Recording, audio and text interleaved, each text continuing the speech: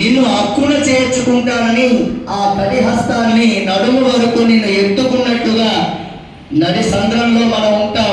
ఆ నడి సంద్రంలో ఉన్నప్పుడు స్వామి వారి వైపు ఒకసారి ప్రేమతో దృష్టి మరలిస్తే చాలట, ఆయన కటి హస్తంతో మనల్ని కొలిచి కాపాడుతాడు.